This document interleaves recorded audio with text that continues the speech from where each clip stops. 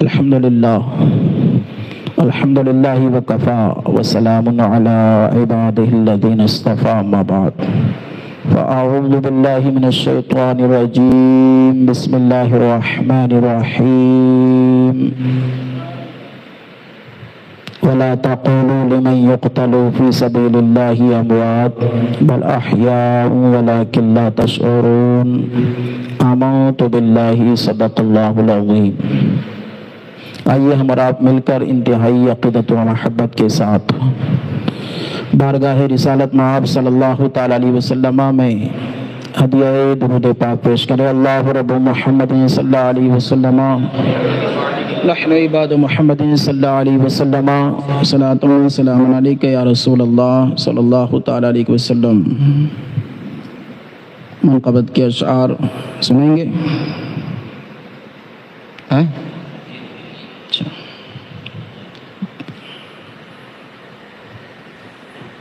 اصل میں ابھی معاملہ ایسا ہے کہ پوچھنا پڑتا ہے نا، تو موڈ نہ ہو سننے کا۔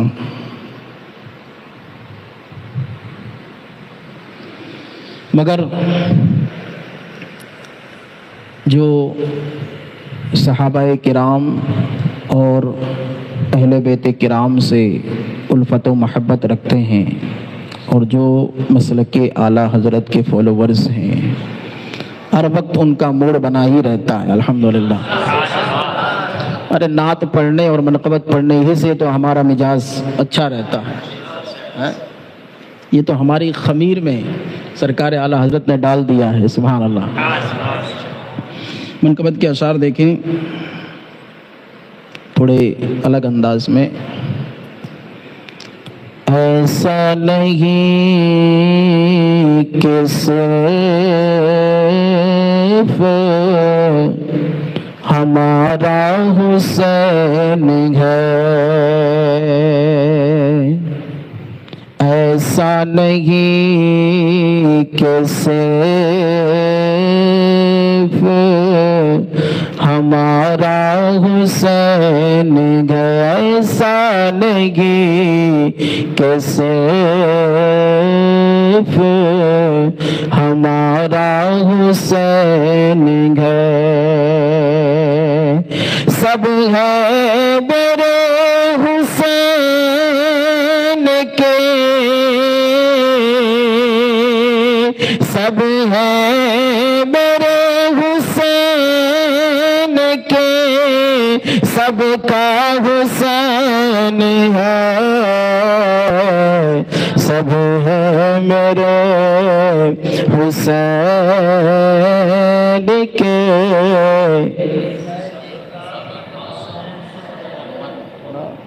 کو تھوڑا بڑھائیے، بیس تھوڑا کم کیجیے۔ سب ہے میرے حسین کے، سب کا حسین ہے۔ اور شعر سنیے۔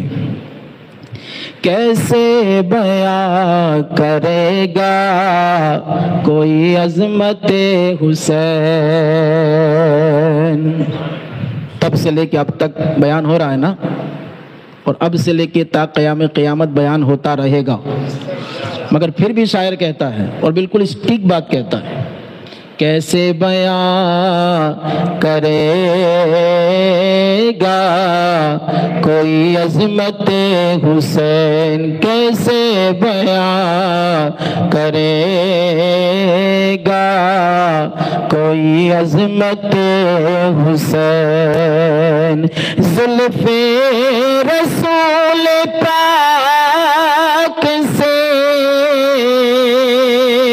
زلف رسول پاک سے کھیلا حسین ہے،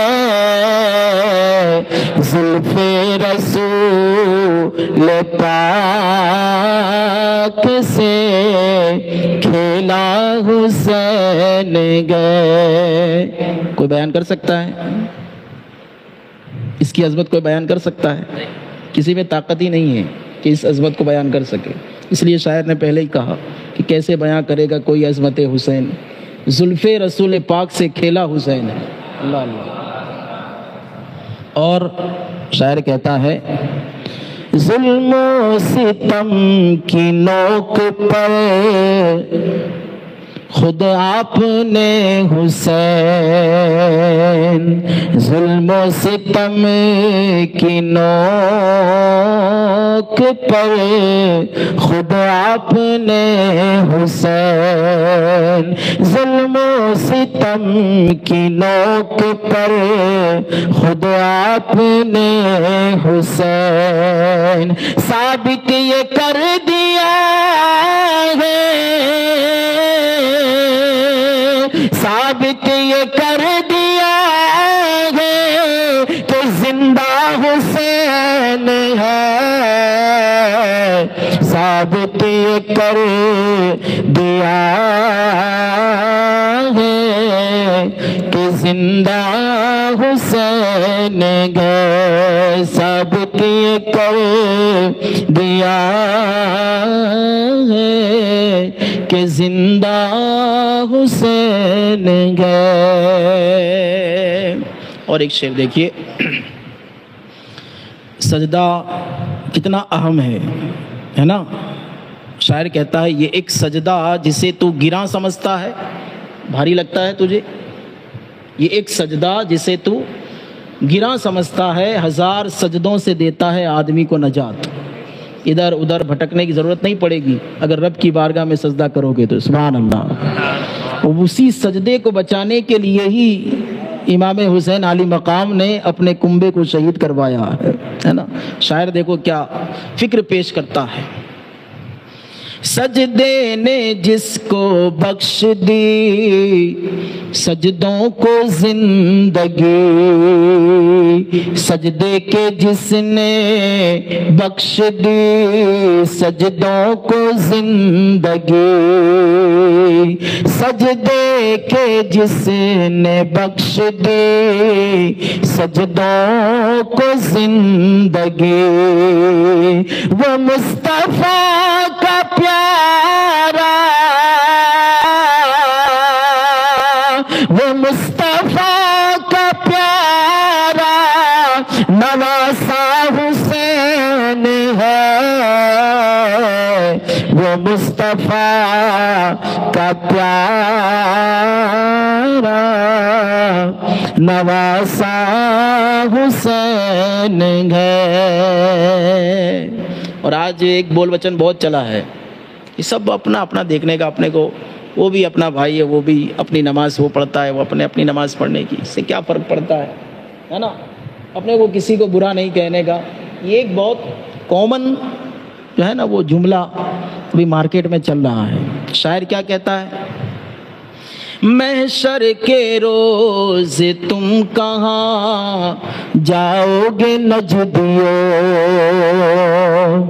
محشر کے روز تم کہاں جاؤ گے نجدیو، محشر کے روز تم کہاں جاؤ گے نجدیو، اپنی تو مغفرت کا، اپنی تو مغفرت کا وسیلہ حسین ہے، اپنی تو مغفرت کا وسیلہ حسین ہے. کل ہی میں نے ایک سرکار اعلیٰ حضرت علیہ رحمت و رضوان کی مشہور فتاوے کی کتاب، بچے کو جس کا نام یاد ہے، فتاوی رضویہ. سبحان اللہ. سنیوں کا بچہ جانتا ہے کہ فتاوی رضویہ شریف سرکار اعلیٰ حضرت نے لکھی ہے. اسی فتاوی رضویہ شریف کے اندر ایک اقتباس ہے، ایک فقرہ ہے، اس کو میں نے پڑھا. آپ نے فرمایا کہ کس سنی کو، صحیح العقیدہ کو حضرت امام علی مقام رضی اللہ تعالیٰ عنہ کے شہید ہونے کا غم نہیں ہوگا، ہے نا، بلکہ جس کو اس کا غم نہ ہو اسے اس چیز کا غم ہونا چاہیے کہ مجھے اس کا غم نہیں ہے. اللہ اکبر. سمجھے؟ مگر آگے آپ نے ایک بات لکھی کہ تصنع اور بناوٹ یہ نہیں ہونا چاہیے غم کے اندر. تصنع یعنی ریاکاری، بناوٹ، زبردستی کے آنسو لانا، ہے نا، کپڑے پھاڑنا، رونا چلانا، یہ نہیں.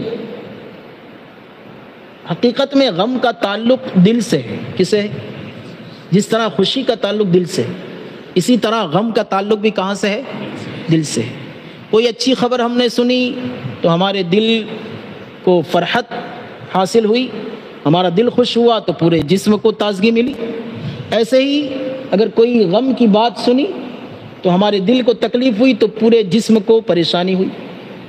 تو کانٹیکٹ جو ہے وہ اس کی اصل جو ہے وہ دل ہے، خوشی ہو یا غم ہو، ہے نا.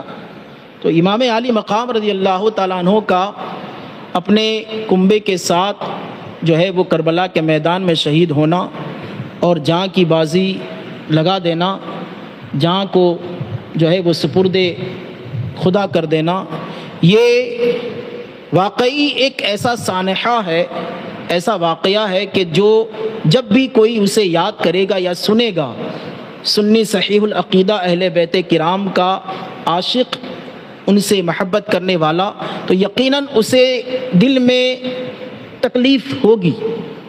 اعلیٰ حضرت فرماتے ہیں اگر تکلیف نہ ہو تو غم نہ ہو اس چیز کا، تو اس غم کے نہ ہونے کا غم ہونا چاہیے. اللہ اللہ، سمجھ گئے.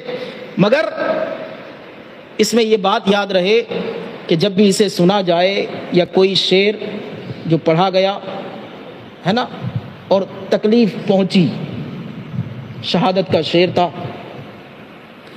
کربلا والوں پر جو ظلم و ستم ڈھائے گئے اس کا شعر تھا، آپ نے سنا، آپ کو تکلیف ہوئی، مگر آواز منہ سے نہیں نکلنی چاہیے. آنکھ سے آنسو جاری ہو گئے تو کوئی حرج نہیں ہے. آنکھ سے آنسو نکل پڑے تو کوئی حرج نہیں ہے. کس چیز سے روکا گیا ہے؟ جزع و فضا سے، یعنی چلانا، ہے نا، کپڑے پھاڑنا، بال نوچنا اور زور زور سے آوازیں نکالنا، ہائے وائے کرنا، اس سے روکا گیا. ورنہ واقعہ سنا، شہادت کی بات سنی اور آنکھ سے آنسو نکل پڑے، اس میں کوئی حرج نہیں ہے. اسی غم کو دھیان میں رکھ کے اب یہ شعر سننا. اتنی لمبی تمہید کرنی پڑی ایک شعر کے لیے آپ کے لیے، سمجھ گئے؟ ہاں دیکھیے.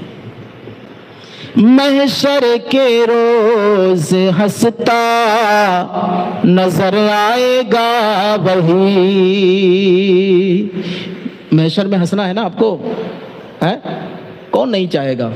محشر کے میدان محشر میں کیا حال ہوگا؟ سبھی لوگ پریشان ہوں گے. ایسے میں ہنسنا اور ایسے میں خوشی محسوس کرنا یہ بہت بڑی بات. شاعر کیا دیتا ہے فکر، وہ دیکھو. محشر کے روز ہنستا نظر آئے گا وہی، محشر کے روز ہنستا نظر آئے گا وہی، جو بھی تمہاری یاد میں، جو بھی تمہاری یاد میں رویا حسین ہے، جو بھی تمہاری یاد میں رویا حسین گئے. ایک شعر ہے، سناؤں؟ آخری شعر، ٹھیک ہے. دیکھو میں شاعر نہیں ہوں، نعت خواہ ہوں، ہے نا. دوسرے کا کلام ہے وہ آپ کو سنا رہا ہوں، مگر کلام اچھا ہے، بات اچھی ہے. اور بات کیوں نہیں اچھی ہوگی جب کربلا والوں کی بات ہے؟ سبحان اللہ، بات تو اچھی ہی ہوگی، ہے نا. مگر شاعر نے جو فکر پیش کی ہے وہ بہت لاجواب فکر ہے. دیکھو تخیل بہت اچھا ہے. اسلام تیرا سر نہ جھکا پائے گا کوئی، مٹانے والے مٹانے کی کوششیں کر رہے ہیں مگر خود ہی مٹتے چلے گئے، ہے نا. بہت آئے، بڑے بڑے آ کے چلے گئے، اور آج بھی موجود ہے، وہ بھی سب چلے جائیں گے. مٹا سکے گا کوئی بھی نہیں. اسلام تیری نبض نہ ڈوبے گی حشر تک، تیری رگوں میں خون ہے 4 یار کا. تیری رگوں میں خون ہے 4 یار کا، اور انہی 4 یار سے فیض پا کر امام عالی مقام نے اپنے آپ کو جو ہے وہ شہید کروایا، کربلا کے میدان میں شہادت کا جام پیا. سبحان اللہ. شاعر کہتا ہے اسلام تیرا سر نہ جھکا پائے گا کوئی، اسلام تیرا سر نہ جھکا پائے گا کوئی، اسلام تیرے سر کا،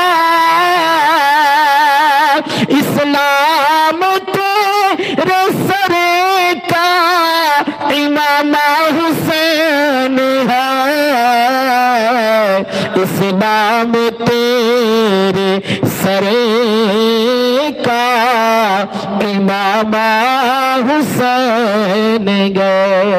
نعرہ تکبیر، نعرہ رسالت، نعرہ رسالت.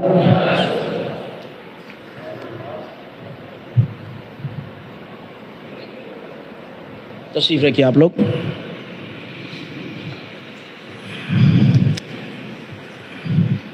اسلام تیرا سر نہ جھکا پائے گا کوئی، اسلام تیرا سر نہ جھکا پائے گا کوئی. کیوں؟ اسلام تیرے سر کا، اسلام تیرے سر کا امام حسین ہے، اسلام تیرے سر کا امام حسین گئے. ایسا نہیں کہ صرف ہمارا حسین گئے. درود شریف اللہ رب محمد صلی اللہ علیہ وسلم. نحن عباد محمد صلی اللہ علیہ وسلم، صلاۃ و سلام علیک یا رسول اللہ صلی اللہ تعالی علیہ وسلم.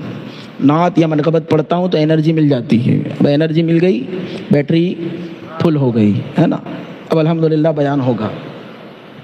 ہاں بھائی، بچپن کی عادت ہے، اور میں نے بغیر نعت کے بھی بیان کیا ہے، مگر اس میں اور اس میں فرق یہی ہے، میں نے خود نے محسوس کیا ہے. نعت پڑھ کے بیان کیا جائے یا منقبت پڑھ کے تو اس کا انداز الگ رہتا ہے، فیض حاصل رہتا ہے. اور ایسے ہی بیان کر دیا جائے، بیان تو بیان ہی ہے، مگر نعت پہلے ہو بیان بعد میں ہو. سبحان اللہ. یہی طریقہ بھی ہے ہم اہل سنت و جماعت کا، ہے نا. کوئی بھی محفل پاک ہم سجاتے ہیں، محفل پاک کوئی بھی سجاتے ہیں، چاہے ربیع الاول شریف کے مہینے میں ہو یا محرم شریف کے مہینے میں ہو یا پھر 11ویں شریف کے مہینے میں ہو یا خواجہ صاحب کی چھٹی کا معاملہ ہو، کوئی بھی محفل پاک ہو، کسی بھی بزرگ کی محفل ہو، جب بھی ہم سجاتے ہیں اور انعقاد کرتے ہیں تو سب سے پہلے ہم تلاوت قرآن پاک کیا کرتے ہیں. سبحان اللہ. اللہ کے کلام سے شروع کرتے ہیں، اس کے بعد حمد باری تعالی، اور اس کے بعد نعت رسول پاک صلی اللہ تعالی وسلم. پھر جن کے تعلق سے پروگرام رکھا گیا ہے ان کے تعلق سے منقبت کے اشعار پڑھے جاتے ہیں. یہ طریقہ ہے، اور اس کے بعد بیان ہوتا ہے. یہی ہوتا ہے نا، یہ معمولات اہل سنت و جماعت. دیکھو آپ لوگ سوچ رہے ہوں گے، آپ کے یہ خیال میں ہوگا کہ آخر یہ محفل پاک کے اندر لوگ حاضری دیتے ہیں اور چھوٹے چھوٹے بچے آپ نے دیکھے ہوں گے محفل پاک کے اندر آتے ہیں. آپ لوگ کیا سمجھتے ہیں؟ کیا ان کا مقصد صرف نان کھٹائی کھانا ہوتا ہے یا جلیبی کھانا ہوتا ہے؟ بہرحال جو بھی مقصد ہو، بچے کو میٹھی چیز سے محبت ہوتی ہے، مگر اصل مقصد محفل پاک کا یہ صرف میٹھی چیز بانٹنا اور تقسیم کرنا نہیں ہے. بلکہ یہ تو بزرگان کرام کا طریقہ ہے، نیاز ہے۔ اصل مقصد یہ ہوتا ہے کہ لوگ حاضری دیں اور بچے بھی آئیں، جوان بھی آئے، بوڑھے بھی آئے، نوجوان بھی آئے، اور یہاں پر آنے کے بعد جن کے تعلق سے محفل پاک رکھی گئی ہے ان کا ذکر خیر سنیں، ان کی زبان حیات کو سنیں، اور ان سے جو سبق حاصل ہوتا ہے وہ حاصل کریں اور اپنی زندگی میں اس کو عملی جامہ پہنائے، تاکہ دنیا میں بھی کامیابی مل جائے اور آخرت میں بھی کامیابی مل جائے۔ یہ مقصد ہوا کرتا ہے، اور ہم اپنے بچوں کو ٹریننگ دیتے ہیں کہ بچے آتے ہیں محفل پاک کے اندر، اور آنے کے بعد حضرت امام عالی مقام رضی اللہ تعالیٰ عنہ کی شہادت کو سنتے ہیں، ان کے فضائل کو سنتے ہیں، فضائل صحابہ کو سنتے ہیں، فضائل اہل بیت کو سنتے ہیں، اور سننے کے بعد جو یہ ہوتا ہے ان کے دل کے اندر وہ چیز جو ہے وہ گھر کر جاتی ہے، بیٹھ جاتی ہے۔ بچپن ہی کا زمانہ ہوا کرتا ہے جس کا دل و دماغ جو ہے، بچپن کا عالم ایسا ہوتا ہے کہ دل و دماغ بالکل کورا ہوتا ہے، جو بھی اس کے اندر ڈالا جائے وہ تا زندگی، تا دم زندگی، تا دم مرگ جو ہے وہ اس کے دل میں چھپ کے رہتا ہے، اس کے دماغ کے اندر چھپ جاتا ہے۔ اسی لیے بچوں کو بھی بلایا جاتا ہے اور ان کے لیے نیاز کا اہتمام بھی کیا جاتا ہے۔ یہ تو تبرک ہوتا ہے، آپ نے اس کو دیکھا بھی ہوگا۔ بسا اوقات ایسا ہوتا ہے کہ نیاز اگر تھوڑی سی لائی جائے تو بڑے لوگ کیا کہتے ہیں؟ پہلے بچوں کو دو۔ کہتے ہیں کہ نہیں کہتے ہیں؟ بولو بھائی، کہتے ہیں پہلے بچوں کو دو۔ کیوں؟ کیونکہ ہم جانتے ہیں کہ بچوں کو میٹھی چیز سے محبت ہوتی ہے نا، میٹھی چیز سے محبت ہوتی ہے، مگر ان بچوں کو صرف نیاز کھلانا ہمارا مقصد نہیں ہوتا ہے۔ وہ کسی بھی طریقے سے آ جائیں بس محفل میں، جب آ جاتے ہیں بچے محفل میں تو ان کے سینے کے اندر جو ہے وہ محبت امام علی مقام بھی بیٹھ جاتی ہے، محبت صحابہ بھی بیٹھ جاتی ہے، محبت اہل بیت بھی بیٹھ جاتی ہے۔ نبی پاک کی نعت بھی وہ سنتے ہیں، نبی پاک علیہ الصلوۃ والسلام کے بیانات کو بھی وہ سنتے ہیں کہ نبی پاک علیہ الصلوۃ والسلام کا زندگی کا کیا معمول تھا، کس طریقے سے آپ زندگی گزارا کرتے ہیں۔ یہ ایک موقع ہوتا ہے، محفل منانے کا یہی مقصد ہوتا ہے۔ صرف یہ مقصد نہیں ہوتا ہے کہ کسی کو بلایا جائے اور اس سے 1 گھنٹے تک جو ہے وہ تقریر کروائی جائے اور پھر بعد میں نیاز کھا کر سب اپنے گھر پہ جا کے سو جائیں، یہ مقصد نہیں ہوتا ہے، بلکہ جو بھی ہم نے سنا ہے اس کو اپنی زندگی میں نمونہ عمل بنا کر ہم اپنی زندگی کو بھی سنوارتے ہیں اور آخرت کو بھی سنوارتے ہیں۔ یہ مقصد ہوتا ہے محفل پاک منانے کا، اور یہی مقصد ہونا بھی چاہیے۔ ایسا نہیں کہ آپ خرچہ کر کے کسی کو بلائیں، اس کا قیمتی وقت لیں اور پھر تقریر سننے کے بعد ادھر سے سنا ادھر سے نکال کر جیسے پہلے تھے ویسے ہو جائیں، تو کیا فائدہ؟ کوئی فائدہ نہیں ہے ایسے تقریر سے، سمجھے نا؟ اس بیان سے کوئی فائدہ نہیں ہے جس بیان کو دل میں جگہ نہ ملے، دماغ جسے قبول نہ کرے، دل جس کے اندر مچل نہ جائے، بیان سننے کے بعد عمل کی توفیق نہ ہو، تو پھر اس بیان کا قصور نہیں ہے بلکہ ہمارے دلوں کا قصور ہے۔ سمجھ گئے؟ بیان تو اپنی جگہ صحیح ہے، کیونکہ کوئی بھی عالم ربانی جو حق بولنے والا ہوگا وہ کتاب کے حوالے ہی سے بولے گا، وہ اپنے گھر سے تھوڑی بولے گا۔ اسے بھی تو سب سے زیادہ ڈر تو اسے ہی ہوگا نا۔ علماء ہی کی تو صفت بیان کی گئی ہے، انما یخشی اللہ من عبادہ العلماء، بندوں میں اللہ سے ڈرنے والے علماء ہی ہیں۔ جب علماء ہی حق بیانی نہیں کریں گے، صحیح بات نہیں بتائیں گے اور خود نہیں ڈریں گے تو پھر لوگ ان کی زبان سے سن کر اثر کیا لیں گے؟ اس لیے عالم کو سب سے پہلے عمل کرنا چاہیے، ہے نا؟ عالم اگر بغیر عمل کا ہے، بلا عمل عالم ہے، تو حضرت امام غزالی فرماتے ہیں کہ وہ ایسا ہے کہ اس گدھا ہے، اس کی پیٹھ کے اوپر کتابوں کا بوجھ لاد دیا گیا ہے۔ اللہ اکبر! بتائیں آپ، تو عالم کی کتنی بڑی ذمہ داری ہے۔ آج کیا ہوتا ہے؟ عالم بہت کہے جاتے ہیں، کہلائے جاتے ہیں، اور جب تک لمبا بہترین والا صافا شملے والا اونچا اور اچھا جو ہے وہ لمبا کرتا پہن کے نہیں آتا ہے ہم اس کو عالم سمجھتے ہی نہیں. ہم نے لباس کو سب کچھ سمجھ لیا. اچھا لگنا چاہیے تبھی عالم ہوگا.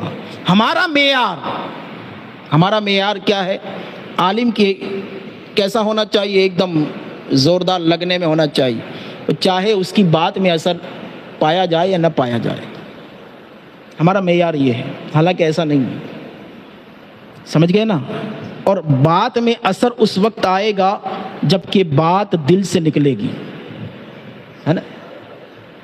جب بات دل سے نکلتی ہے تو اثر رکھتی ہے، پر نہیں طاقت پرواز مگر رکھتی ہے. پر نہیں طاقت پرواز، اڑنے کی طاقت مگر رکھتی ہے، جبکہ بات کہاں سے نکلتی ہے؟ دل سے نکلتی ہے نا؟ اور آج یہ محرم الحرام شریف کا مہینہ، یہ تو تقریر کرنے والوں کے لیے، مقرروں کے لیے بہت مشہور مہینہ ہے. ہاں، اور جو آئی وہ روایت پیش کر دی. انہیں کوئی مطلب نہیں ہے یہ روایت صحیح ہے یا غلط ہے نا؟ ایک روایت حضرت امام قاسم کو لے کے بہت مشہور ہے کہ ان کا نکاح کربلا کے میدان میں ہی ہوا، ہے نا؟ اور اس کو اتنا رواج دیا، اس کو اتنا پھیلایا مقرروں نے. اب چونکہ تحقیق سے بات نہیں کریں گے، اصل کتابوں سے مواد نہیں لیں گے اور رافضیوں کی کتاب سے لیں گے تو پھر حال یہی ہوگا نا. نزہۃ القاری کے حاشیے پر ایک بات لکھی ہے کہ 3 لاکھ حدیثیں اہل بیت کرام کی فضیلت میں گڑھی گئی ہے. اللہ اکبر! کتنی حدیثیں؟ 3 لاکھ حدیثیں. اب بتاؤ، اب وہ حدیث کے نام پر جب یہ کہا جائے کہ یہ حدیث ہے، سب لوگ اٹینشن ہو جاتے ہیں کہ تو حدیث ہے یعنی قول رسول ہے. قول ہے یا فعل ہے؟ یا نبی پاک علیہ الصلوۃ والسلام کے سامنے کچھ کیا گیا اور آپ نے منع نہیں کیا، اس سے روکا نہیں، اسے ہی حدیث کہا جاتا ہے. قول و فعل و تقریر و رسول اللہ صلی اللہ علیہ وسلم، یا صحابہ کرام کے قول، فعل اور تقریر کو بھی، تقریر کا مطلب یہ تقریر نہیں، تقریر کا مطلب میں نے ابھی بتایا کہ ان کے سامنے کچھ کام کیا جائے، کوئی کام کرے اور وہ خاموش رہے، یعنی ان کی بھی حامی ہے تبھی تو خاموش رہے نا. آپ کھڑے کھڑے پانی پیو اور میں چپ چاپ رہوں تو مطلب کیا ہوگا؟ کہ میں بھی چاہتا ہوں کہ آپ کھڑے کھڑے پانی پیئیں، یہی مطلب ہوگا نا. اور اگر میں نے کہا نہیں بیٹھ کر پیو تو مطلب سمجھ میں آیا کہ یہ نہیں چاہتے ہیں کہ میں کھڑا ہو کے پانی پیوں.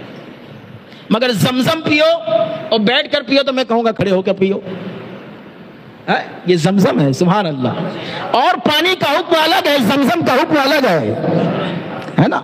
کیونکہ پانی جب کھڑے ہو کر پیا جاتا ہے تو پورے جسم میں فوراً پھیل جاتا ہے، اور زمزم ایسا ہی پانی ہے کہ اسے فوراً پورے جسم میں پھیل جانا چاہیے. سبحان اللہ. ایسا متبرک پانی ہے کہ جہاں جہاں پہنچتا ہے اسے بھی جو ہے برکت والا بنا دیتا ہے. تو حکم الگ ہوتا ہے، زمزم کا حکم الگ ہے اور پانی کا حکم الگ ہے. کہنے کی بات یہ ہے کہ تمہارے سامنے کسی نے کوئی کام کیا تو وہ کام صحیح ہے یا غلط ہے کب پتا چلے گا؟ جب کہ کوئی ٹوکے گا، کوئی کہے گا کہ ایسا مت کرو تو سمجھ میں آئے گا ایسا نہیں کرنا ہے نا. اور نہیں کہا، چپ چاپ رہے، مطلب یہ ہے کہ وہ خوش ہے اس کام سے، تو اس کو بھی حدیث کہا جاتا ہے. نبی پاک علیہ الصلوۃ والسلام کے سامنے کسی صحابی نے کوئی کام کیا اور آپ نے روکا نہیں، منع نہیں کیا، آپ خاموش رہے تو یہ بھی حدیث میں داخل ہے. بات سمجھ میں آئی؟ اسی طرح صحابی رسول کے سامنے کوئی کام کیا گیا اور وہ خاموش رہے تو ان کی تقریر کو بھی حدیث کہا جاتا ہے. اب 3 لاکھ حدیثیں گڑھ دی، اب اس میں حدیث کے نام پر کتنے لوگوں کو گمراہ کیا انہوں نے؟ بات سمجھ میں آ رہی ہے؟ کتنے لوگوں کو گمراہ کیا ان لوگوں نے؟ ارے گمراہی ایسی پھیلی ہوئی ہے، ایسی زبردست طریقے سے، اور یہ حقیقت بھی ہے. نبی پاک علیہ الصلوۃ والسلام نے فرمایا کہ قرب قیامت تم پر فتنے اس طرح نازل ہوں گے جس طرح آسمان سے بارش کے قطرے گرتے ہیں، نازل ہوتے ہیں، لیکن کتنی تیزی کے ساتھ گرتے ہیں۔ بارش جب تیز ہوتی ہے تو کتنی تیزی کے ساتھ قطرے آتے ہیں، اور جب بھی کوئی چیز اوپر سے نیچے آئے گی تو تیزی کے ساتھ آئے گی، ہے نا؟ گروتواکرشن بڑھ جس کو کہتے ہیں، گروتواکرشن بڑھ ہی کہتے ہیں نا، ہاں، تو اس کی وجہ سے وہ بڑی تیزی کے ساتھ نیچے آئے گی، اور وہ چیز جب نیچے آئے گی، یہ مثال دی میرے آقا علیہ الصلوۃ والسلام کہ تمہارے پاس فتنے اس طریقے سے آئیں گے ہر طرف سے۔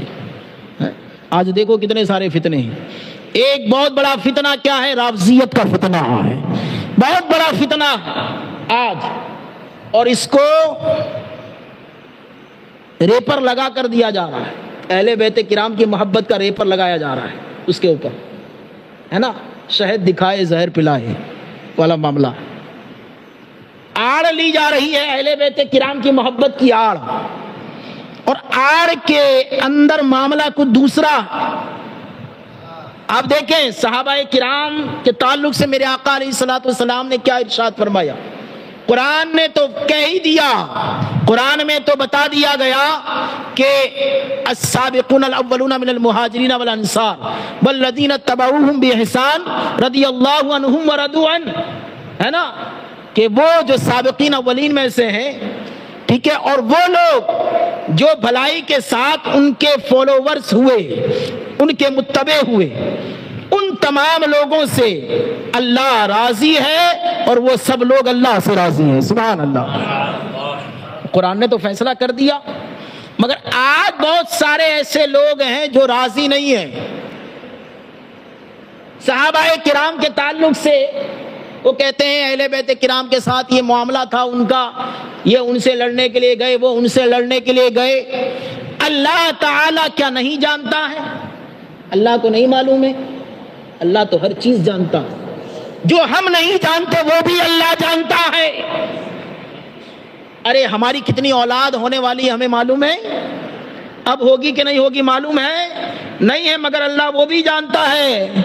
ارے ہماری اولاد کی اولاد کتنی ہوگی، اس کی اولاد کی اولاد کتنی ہوگی، قیامت تک یہ نسل کہاں تک چلے گی، اور کس کی چلے گی کس کی نہیں چلے گی، یہ بھی اللہ جانتا۔ اور کون آنے والا ہے، کیسا ہے، نیک ہے یا بد ہے، برا ہے یا اچھا ہے، سب علم جو ہے اللہ کو حاصل ہے، سب کو اللہ جانتا ہے۔ ہم جانتے ہیں؟ نہیں جانتے ہیں۔ تو کیا صحابہ کرام کا آپس کا جو معاملہ ہے کیا اللہ تعالیٰ نہیں جانتا ہے؟ ارے بولو نا بھائی، جانتا ہے اللہ، مگر اس کے باوجود بھی اللہ تعالیٰ نے قرآن پاک میں فرمایا رضی اللہ عنہم ورضوا عنہ، اللہ ان سے راضی ہے اور وہ اللہ سے راضی ہے۔ جب اللہ راضی ہے تو پھر آپ ناراض ہوں گے تو آپ کا ٹھکانہ جنت نہیں ہوگا، جہنم ہو جائے گا، کیونکہ جنت میں جانا ہے تو اسی میں راضی رہنا ہے جس میں اللہ راضی ہے، رسول اللہ راضی ہے۔ اور اگر اللہ اور اس کے رسول جن سے راضی ہیں اگر ہم ان سے راضی نہ رہے تو ہمارا ٹھکانہ جو ہے کبھی جنت نہیں ہو سکتا ہے، جہنم ہی ہوگا۔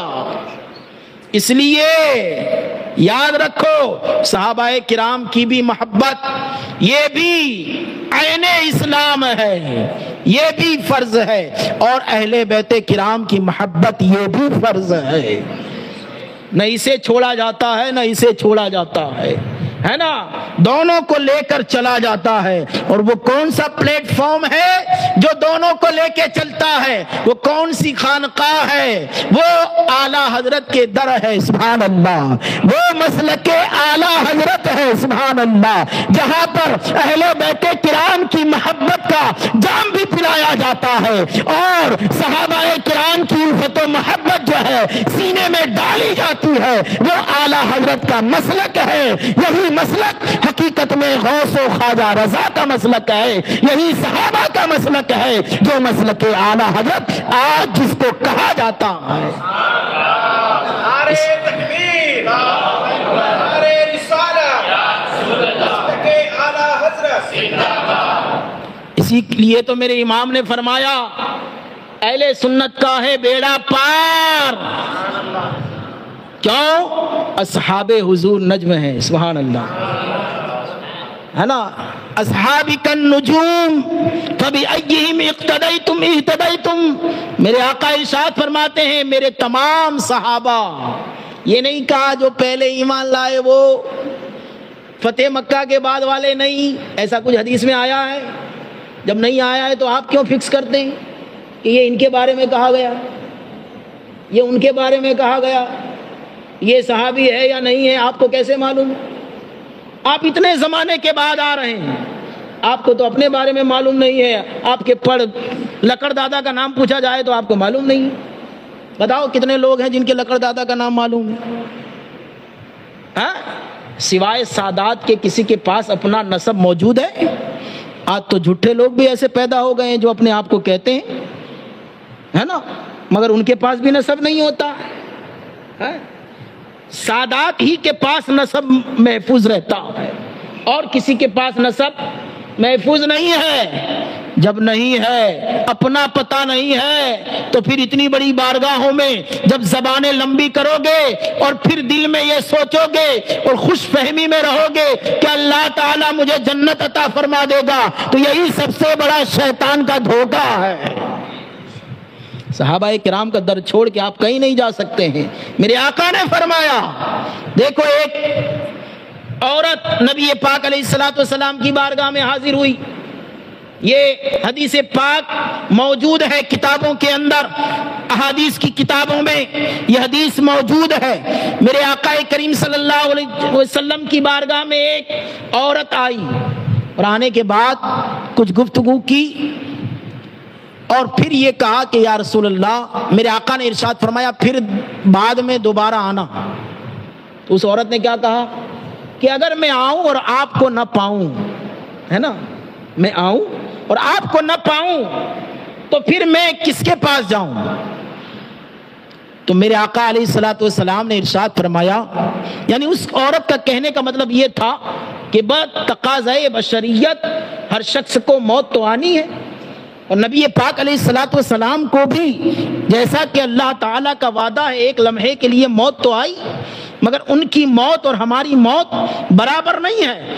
ہماری موت جو ہوتی ہے واقعی موت ہوتی ہے، اور ان کی موت کیا ہے؟ میرا امام کہتا ہے انبیاء کو بھی اجل آنی ہے، مگر اتنی کہ فقط آنی ہے، ایک آن کی، ایک لمحے کی.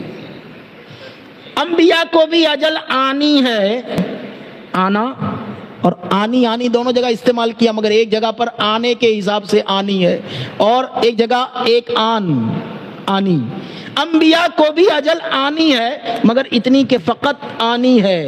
پھر اسی آن کے بعد ان کی حیات مثل سابق وہی جسمانی ہے. مثل سابق پہلے کی طرح، مثل سابق پھر وہی جسمانی ہے، صرف روحانی نہیں ہے. امام نے عقیدہ دیا ہے، امام نے عقیدہ دیا ہے انبیاء کو بھی اجل آنی ہے مگر اتنی کہ فقط آنی ہے. پھر اسی آن کے بعد لمحہ گزر گیا، موت آ گئی، پھر اسی آن کے بعد ان کی حیات مثل سابق وہی جسمانی ہے. سبحان اللہ، یہ ہے مسلک اعلیٰ حضرت، ہے نا. اور پھر ایک جگہ کیا فرماتے ہیں؟ عقیدہ ٹھوس دیتے ہوئے فرماتے ہیں تو زندہ ہے واللہ، تو زندہ ہے واللہ، تو زندہ ہے واللہ، تو زندہ ہے واللہ، میرے چشم عالم سے چھپ جانے والے، ہے نا. واقعی ہے نا، نبی پاک علیہ الصلوۃ والسلام نہ ہو تو یہ کائنات کا وجود نہ ہو، ہے نا. جان ہے وہ جہان کی، جان ہے تو جہان ہے، جان ہے وہ جہان کی، جان ہے تو جہان ہے.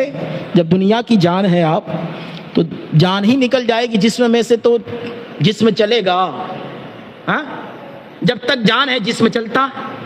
اور نبی پاک علیہ الصلوۃ والسلام یہ دنیا کی جان ہے. سبحان اللہ، اللہ کی سر تاب قدم شان ہے. یہ انسان نہیں، انسان وہ انسان ہے. یہ قرآن تو ایمان بتاتا ہے انہیں، ایمان یہ کہتا ہے میری جان ہے. یہ اب جان ایمان ہے اب جان ایمان خالی ہم زبان سے کہیں گے تو کام چلے گا؟ اسی جان ایمان نے کہا ہے کہ میرے صحابہ ستاروں کی مانند ہے، سبحان اللہ۔ جب انہوں نے کہا ہے تو ہمیں ماننا پڑے گا، اور جس کے پیچھے چلو گے وہ چاہے کوئی بھی ہو، فتح مکہ سے پہلے کے ہو یہ فتح مکہ کے بعد ہو، صحابی ہے تو پھر وہ ہدایت کا تارا ہے، سبحان اللہ۔ اصحابک النجوم فبأیہم اقتدیتم اہتدیتم۔ اور دوسری جگہ پر ارشاد فرمایا، مسند امام احمد ابن حنبل کی روایت ہے اور اس کو دوسری کتابوں میں بھی بیان کیا گیا، میرے آقا علیہ الصلوۃ والسلام نے ارشاد فرمایا، لا تسبوا اصحابی، میرے کسی بھی صحابی کو گالی مت دو، ان احدکم لو انفق مثل احد ذهبا ما ادرکا مدّا احدہم، اللہ اکبر، ولا نصیفہ او کما قال رسول اللہ صلی اللہ علیہ وسلم۔ فرماتے ہیں میرے آقا علیہ الصلوۃ والسلام کہ میرے کسی بھی صحابی کو گالی مت دو اگر تم میں سے کوئی شخص احد پہاڑ کے برابر بھی اللہ کی راہ میں سونا خرچ کرے، لو انفق احدکم مثل احد ذهبا، ہے نا، احد پہاڑ کے برابر سونا صدقہ کرے، ما ادرکا مثل احدہم مد احدہم، تو ان کی ایک مد کس کو کہتے ہیں؟ مٹھی بھر، اور ایک روایت میں ہے کہ ایک سا، اور یہ بھی حدیث میں آگے الفاظ ہیں او لا نصیفہ، یا آدھا سا، ایک سا یا آدھا سا۔ اب آدھا سا ایک سا کتنا ہوتا ہے؟ ایک سا جو ہوتا ہے وہ صدقہ فطر کتنا ہوتا ہے؟ 4 کلو بولو 94 گرام، ہے نا، 4 کلو 94 گرام یہ صدقہ فطر، ایک سا اتنی مقدار ہوتی ہے، اور 2 کلو 47 گرام یہ آدھا سا ہے نا، ٹھیک ہے، صدقہ فطر۔ اب اس کا بھی آدھا ہو وہ خرچ کرے اللہ کی راہ میں، تب بھی برابری نہیں ہو سکتی ہے، تب بھی برابری نہیں ہو سکتی ہے۔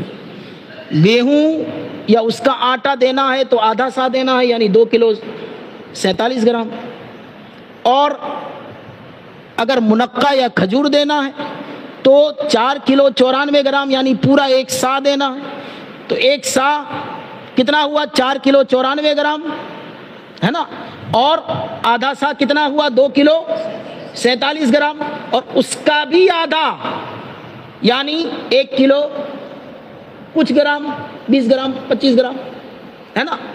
یہ بھی اگر ہم کوئی صحابی صدقہ کرے، جو صدقہ کرے اللہ کی بارگاہ میں، اللہ کے نام پر دے، اور تم لوگ، ہم لوگ جو صحابی کے علاوہ ہے، صحابی کے علاوہ جتنے ہیں، وہ چاہے تابعی ہو یا تبع تابعی ہو، امام اعظم ہی کیوں نہ ہو، وہ بھی تو تابعین میں سے ہے نا، غوث اعظم کیوں نہ ہو، غریب نواز کیوں نہ ہو، کیونکہ کوئی بھی ہو، کتنا ہی بڑا ہو، ولی کتنا ہی بڑا ہو، صحابی کے مرتبے کو نہیں پہنچ سکتا ہے۔ بات سمجھ میں آئی؟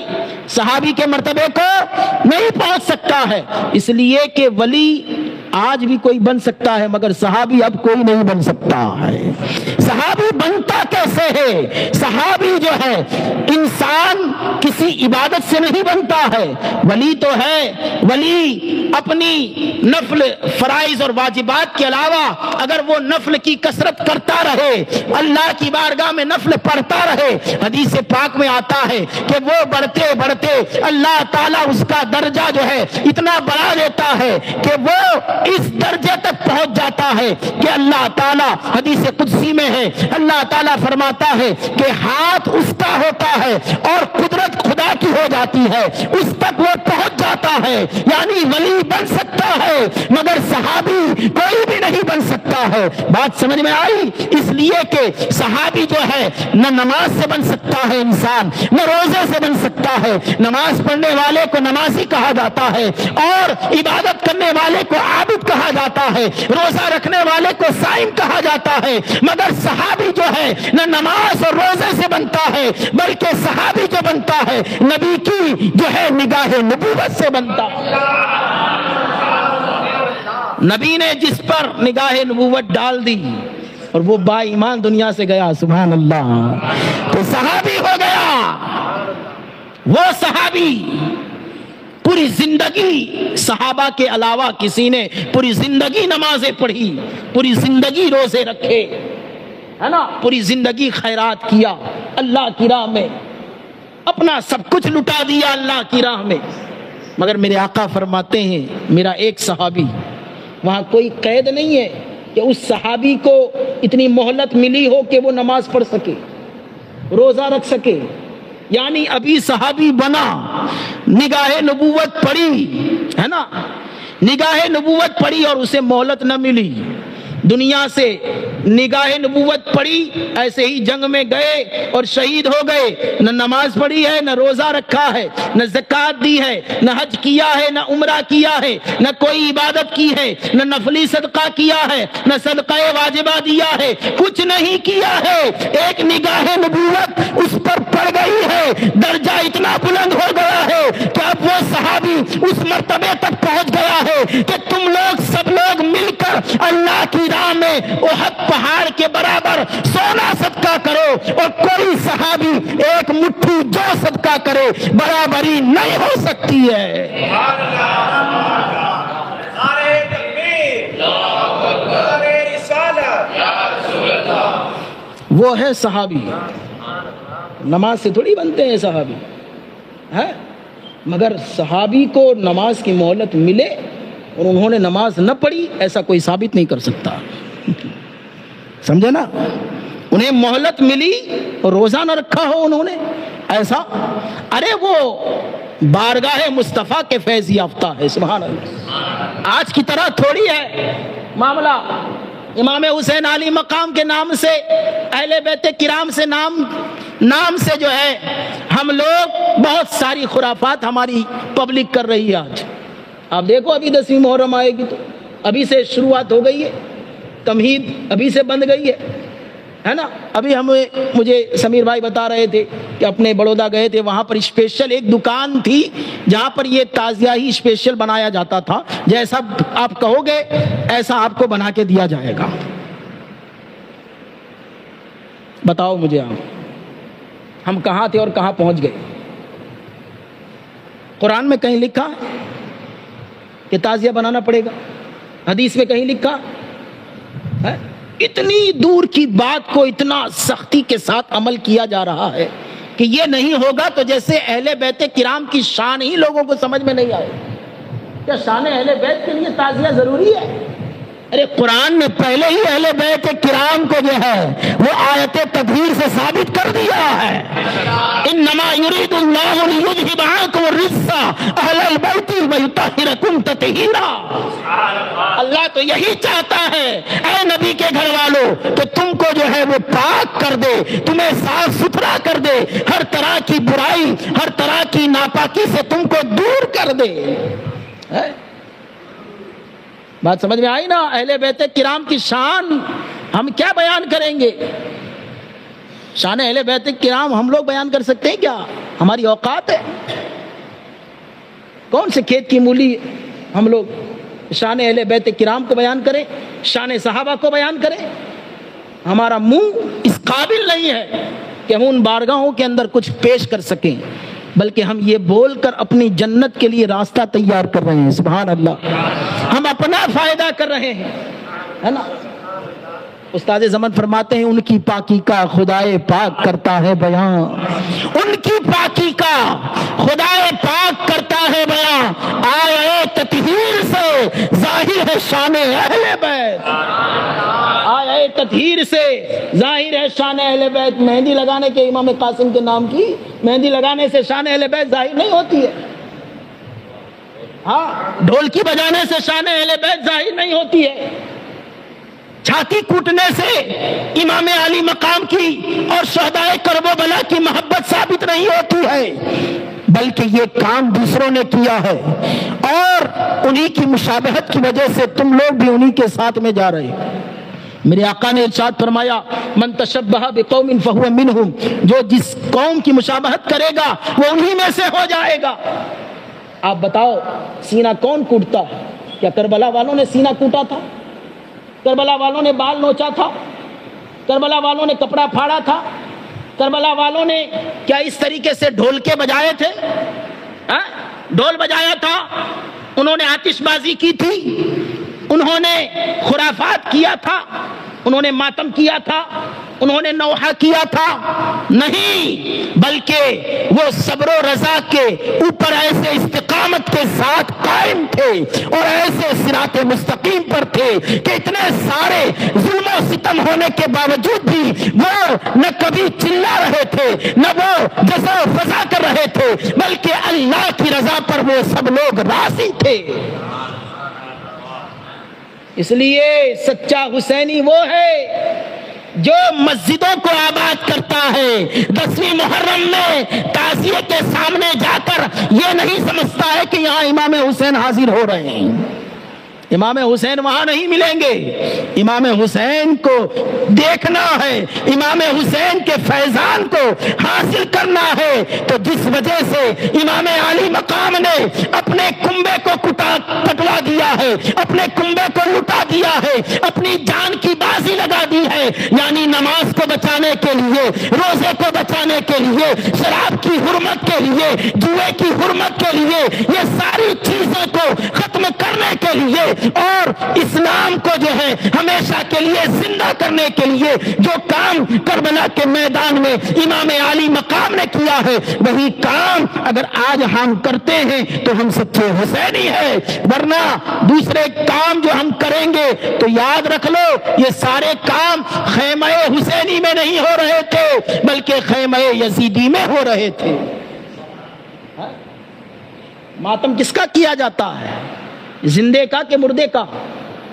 بولو بھائی، مردے کا ماتم کیا جاتا ہے۔ حالانکہ ہمارے گھر میں کسی کا انتقال ہو جائے ہے نا، تب بھی ہمیں ماتم کرنے کا حکم نہیں ہے۔ عورت ہو تو اپنے شوہر کے لیے وہ عدت کی مدت تک ہے نا وہ غم میں بیٹھے، عدت میں بیٹھے، ان سب چیزوں سے رکی رہے، باقی 3 دن سے زیادہ کسی کو کسی کا غم منانے کی اجازت نہیں ہے۔ جب ہم قرآن سے پوچھ رہے ہیں تو قرآن کہتا ہے وَلَا تَقُولُوا لِمَنْ يُقْتَلُوا فِي سَبِيلِ اللَّهِ أَمْوَاتٌ، جو اللہ کی راہ میں مارے جائیں، شہید کیے جائیں، قتل کیے جائیں، انہیں مردہ مت کہو، وہ زندہ ہیں، احیاء وَلَكِنْ لَا تَشْعُرُونَ، تمہیں شعور نہیں ہے، تمہیں سمجھ نہیں ہے، تمہارے اندر سمجھنے کی طاقت نہیں ہے کہ وہ کیسے زندہ ہے۔ سمجھنے کی طاقت سمجھاؤں تھوڑا سا؟ درود شریف پڑھے، اللہ رب محمد صلی اللہ علیہ وسلم، نحن عباد محمد صلی اللہ علیہ وسلم، صلاۃ و سلام علیک یا رسول اللہ صلی اللہ تعالی علیہ وسلم۔ دیکھیے، آپ نے دیکھا ہوگا جب کبھی ڈاکٹر کے پاس جاتے ہیں اور کوئی بڑا زخم ہو، آپ کو بڑا زخم سمجھتے ہو نا، کیا ٹانکنے لگنے سے ہوتا ہے بڑا زخم ہے؟ تلوار کے لگنے سے ہو سکتا ہے، چاقو زوردار لگ جائے تو ہو سکتا ہے، ہوتا ہے نا۔ بڑا زخم لگ گیا آپ کو، صحیح صاحب، بڑا زخم لگا آپ کو تو ڈاکٹر کیا کرے گا؟ آپ کو لے جانے کے بعد ڈائریکٹ وہ گودڑے سیتے اس طرح سی ڈالے گا؟ ہاں بولو، گدے سیتے ہیں اس طرح، وہ سیے گا بڑی سوئی لے کے، چلو بھائی سی ڈالو، ہو گیا جاؤ، ایسا کرتا ہے؟ وہ انجیکشن لگاتا ہے، کیا بولتے ہیں اس کو، اینتھیسیا، ہاں، اس کا انجیکشن لگاتا ہے تاکہ اتنا حصہ سن ہو جائے، اتنا حصہ سن ہو جائے، ہے نا۔ یہ جو انجیکشن ہوتا ہے اس میں اس طرح کا کیمیکلز ہوتا ہے، ایسی دوائی ہوتی ہے کہ جسم تو موجود ہے نا، جسم موجود ہے، کاٹا گیا تو خون بھی نکلا مگر پتہ چلتا نہیں ہے۔ یہ دنیا کے ڈاکٹروں نے لوگوں کے جسم کو سن کرنے کے لیے ایسا انجیکشن ایجاد کیا ہے، انجیکشن لگا دیا، اب بڑے سے بڑی سرجری کرنی ہے تو آرام سے کر سکتا ہے، ڈاکٹر کو بھی ٹینشن نہیں ہے اور مریض کو بھی ٹینشن نہیں ہے۔ مریض دیکھ رہا ہے کہ میرا ہاتھ کاٹا جا رہا ہے، میرا پیٹ چیرا جا رہا ہے نا، وہ دیکھ بھی رہا ہے، اسکرین پہ نظر بھی آئے گا یا ڈائریکٹ بھی نظر آئے گا مگر اسے کچھ احساس نہیں ہوتا ہے۔ جب دنیا کے نشے کا یہ حال ہے تو جو اللہ کے دیدار میں مست ہو جائے، سبحان اللہ۔ شہید کے بارے میں آتا ہے کہ شہید جو ہے، شہید ہوتا ہے جب اللہ کی راہ میں مارا جاتا ہے تو اسے دیدار الہی حاصل ہوتا ہے، اسے ایسا مزہ آتا ہے کہ اسے کچھ پتہ نہیں چلتا کہاں پہ تلوار لگ رہی ہے، کہاں چاقو لگ رہا ہے، کہاں چھری لگ رہی ہے۔ اس لیے کہا گیا اللہ کی راہ میں جو مارے جائیں انہیں مردہ مت کہو، وہ زندہ ہے، تمہیں ان کی زندگی کا شعور نہیں ہے۔ نعرہ تکبیر، نعرہ رسالت، نعرہ شہدائے کربلا۔ سبحان اللہ۔ نبی پاک علیہ الصلوۃ والسلام جن کو اپنے کندھے پر بٹھائیں، سبحان اللہ، ان کی شان کیا بیان کر سکتے ہیں ہم لوگ؟ ہماری اوقات کیا ہے ہم بیان کریں؟ ارے کسی میں دم نہیں ہے کہ ان کی شان بیان کر سکے، ہم تو بس خراج عقیدت پیش کرتے ہیں کہ امام عالی مقام ہم کو بھی آپ کے جو ہے چاہنے والوں کی لسٹ میں ہمارا بھی نام درج ہو جائے، ہم بھی شامل ہو جائے، تاکہ دنیا میں جو ہم سے غلطیاں ہوئی ہیں، جو گناہ ہوئے ہیں اور جو خطائیں ہوئی ہیں وہ تمہارے صدقے میں، تمہارے نام لینے کے صدقے میں اور تمہاری محفل سجانے کے صدقے میں اور تمہاری شان میں کچھ تکلم کرنے کے صدقے میں اللہ تعالیٰ ہمارے گناہوں کو معاف فرما دے اور قیامت میں ہمیں جو ہے آپ کا ساتھ نصیب فرمائے۔ یہ مقصد ہوتا ہے ہم لوگوں کا، ورنہ شان کون بیان کر سکتا ہے؟ بڑے بڑوں نے شان بیان کی ہے مگر شان کسی سے بیان نہیں ہو سکتی ہے۔ جو قرآن نے کہہ دیا ہے کہ اللہ تعالیٰ تو یہی چاہتا ہے کہ ہر چیز سے، ہر ناپاکی سے تم کو دور کر دے اے نبی کے گھر والوں، اور تمہیں صاف ستھرا کر دے، سبحان اللہ۔ اور استاد زمان فرماتے ہیں بے اجازت جن کے گھر میں جبرائیل آتے نہیں،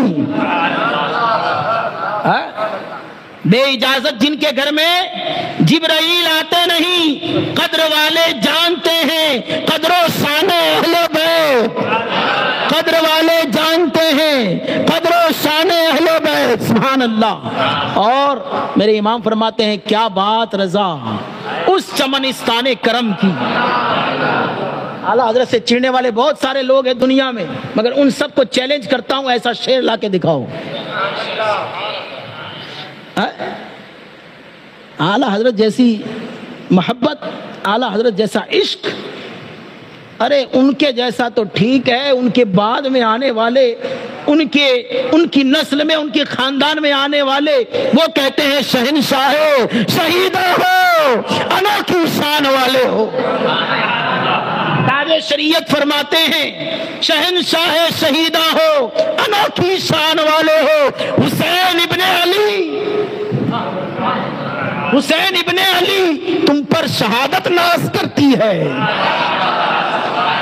لاؤ تو صحیح ایسا شعر ہے جو بات دل سے نکلتی ہے، اثر رکھتی ہے، جو بات دل سے نکلتی ہے اثر رکھتی ہے، پر نہیں طاقت پرواز مگر رکھتی ہے۔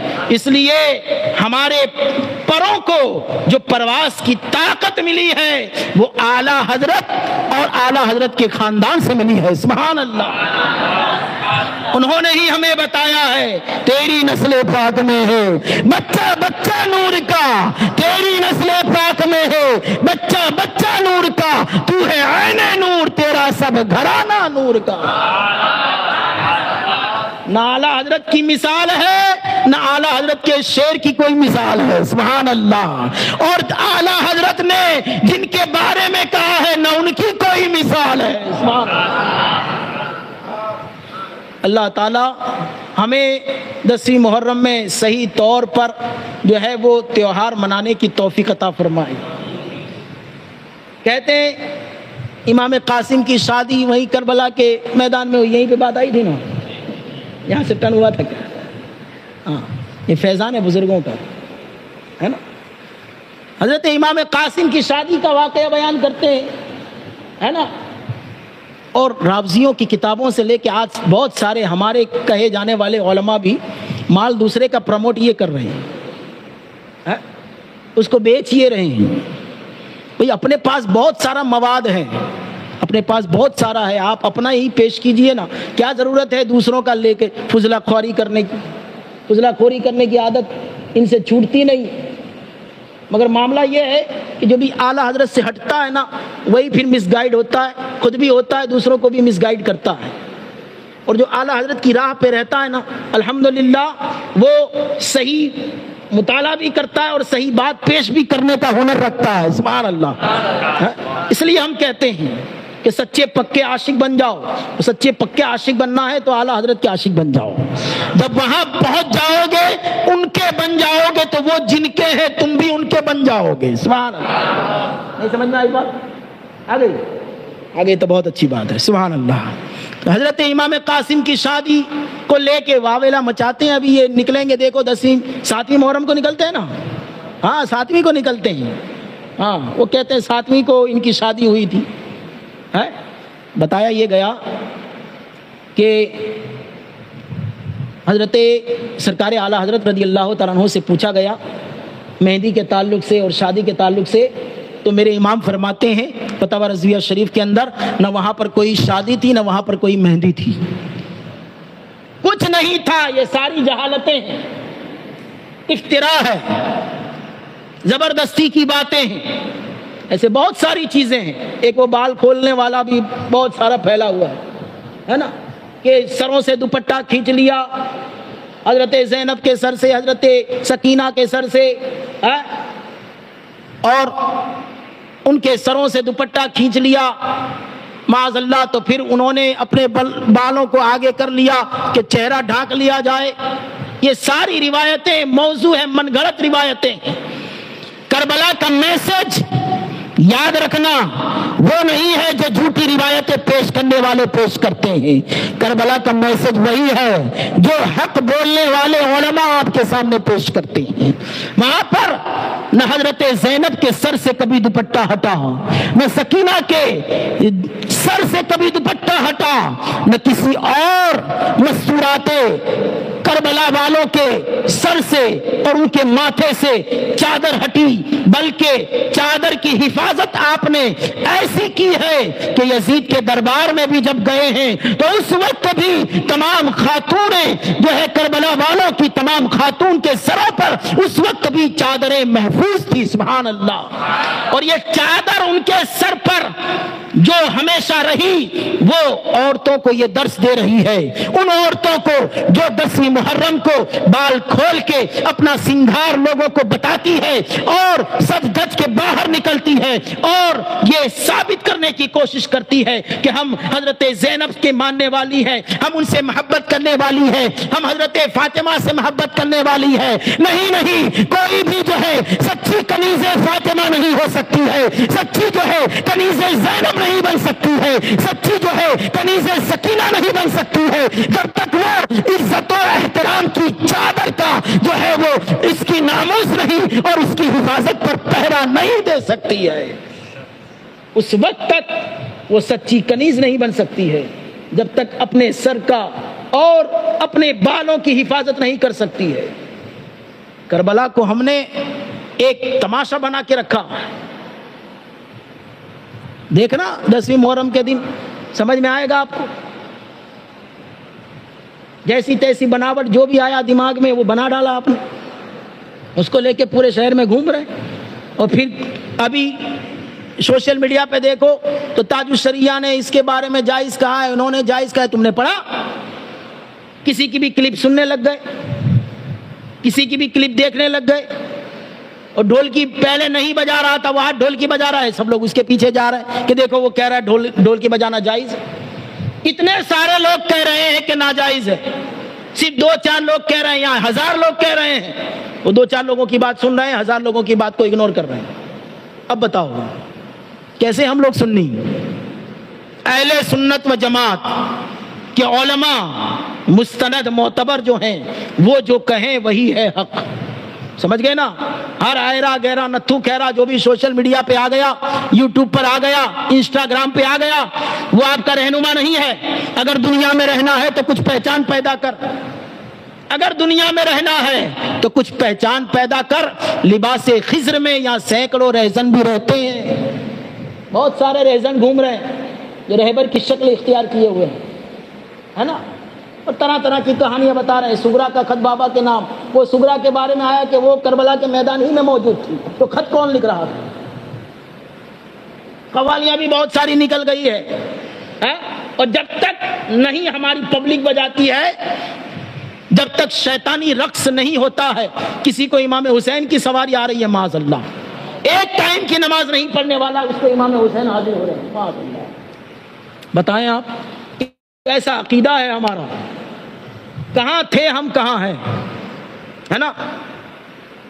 दिल के फफोले जल उठे सीने के दाग से, इस घर को आग लग गई घर के चिराग से। वो अंधेरे ही भले थे कि कदम राह पर थे, वो अंधेरे ही भले थे कदम राह पे थे।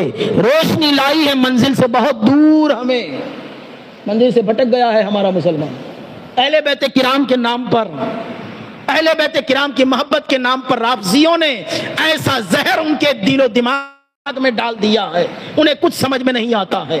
सोशल मीडिया के ऊपर बैठकर वो सहाबा किराम की गुस्ताखी डिबेट के अंदर हो रही है, ये लोग सुन रहे हैं। अरे ईमान भी सलामत है या चला गया? हमें मालूम होना चाहिए ईमान जैसी अहम चीज, इतनी अनमोल चीज को हम इतनी आसानी के साथ गंवा बैठते हैं, समझ में भी नहीं आता। इसलिए जो उलमाए अहले सुन्नत हैं, पहली बात तो यह है कि कोई डिबेट ही दिन ना देखी जाए, है ना? हर एक काले पीले नीले धोले की बात ही ना सुनी जाए, है ना? अल्लाह यारी और इनका और उनका क्या जरूरत है आपको सुनने की? नहीं, हम खाली सुनते हैं क्या बोल रहा है, और कोई बात उसने बोल दी और आपके दिमाग में बैठ गई और शैतान आपका ईमान उचक के ले गया, क्या करेंगे आप? इसलिए अपने ईमान की हिफाजत करो। अहले बैत किराम की मोहब्बत इस बात पर मुकम्मल होगी कि जब हमारा ईमान सलामत लेकर हम दुनिया से जाएंगे, तभी मोहब्बत काम आएगी ना, है? सहाबा किराम की मोहब्बत कब काम आएगी? जब ईमान जाएगा दुनिया से साथ में लेकर इंसान, है? इसलिए इसका ध्यान रखें आप, हर एक की बात ना सुने। हर एक की तकरीर, बहुत अच्छी तकरीर करते हैं, बहुत नई नई बातें पेश करते हैं, नई नई रिवायतें करबला की आपने कभी नहीं सुनी होगी, ऐसी रिवायतें कहाँ से सुनेंगे हम? नई नई तुम निकाल निकाल के राफजियों की किताब से ला रहे हैं। तो हमने तो सुन्नियों की किताबों में जो पढ़ी है, जो हमारे बुजुर्गों से सुनी है, वही हम सुन रहे हैं, हर साल वही सुन रहे हैं। तुम लोग नई नई खींच खांच के कहीं से लेके आते हो राफजियों की किताब से। बहुत अच्छी तकरीर करते हैं, खाली तकरीर अच्छी करने से क्या होता है? भाषण तो मोदी भी दे रहा है, बहुत अच्छा दे रहा है, तो क्या करेंगे आप? अच्छा हो जाएगा वो, ऐसे नहीं होता है। बात समझ में आई ना? हाँ, अपने ईमान की हिफाजत करें, अपने अकीदे की हिफाजत करें, उन्हें जाना उन्हें माना, न रखा गैर से काम, गैर से कोई ताल्लुक न रखें, गैर से कोई कांटेक्ट न रखें, उन्हें जाना उन्हें माना, न रखा गैर से काम। लिल्लाहिल हम्द में दुनिया से मुसलमान गया। देखा देखी बहुत चलती है, वो उसने काली पट्टी बांधी तो ये भी काली पट्टी बांधेगा, हाथ में बांधी तो हाथ में बांधेगा, गले में काली पट्टी बांधी तो गले में बांधेगा, या हुसैन लिखा हुआ बांधा तो या हुसैन बांधेगा। अरे सर पे काली पट्टी बांधकर इमाम हुसैन की जो है मोहब्बत साबित नहीं होती है, बल्कि मस्जिद के अंदर 5 वक्त नमाज के अंदर सजदे में सर को झुकाकर जो है अपनी दिल की तख्ती पर या हुसैन लिख दोगे तो दुनिया में भी कामयाब हो जाओगे, आखिरत में भी कामयाब हो जाओगे।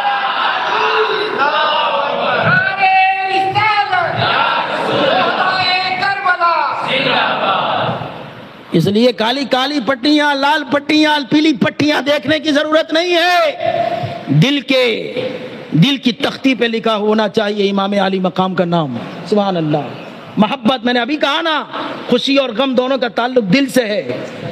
اور جب آپ کو دل سے محبت ہے تو اسی عالی مقام نے، ہے نا، شرابی تھا، بے نمازی تھا، فاسق تھا، اس کے ہاتھ پر ہاتھ دیا، سر داد نہ داد، دست در دستے یزید، سر دے دیا مگر ہاتھ نہیں دیا، ہے نا. ہاتھ حقہ کے بنا لا الہ است حسین، لا الہ کی بنیاد ہی امام حسین ہے. سبحان اللہ، ہے نا.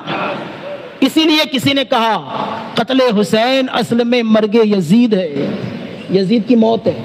قتل حسین اصل میں مرگ یزید ہے. اسلام زندہ ہوتا ہے ہر کربلا کے بعد. کون سی کربلا؟ یہ 10ویں محرم میں آپ بناؤ گے وہ کربلا جو آپ نے بناوٹی کربلا بنائی ہے، وہ یا وہ نجف شریف والی کربلا؟ دونوں نہیں، نہ یہ کربلا نہ وہ کربلا. کربلا کون سی؟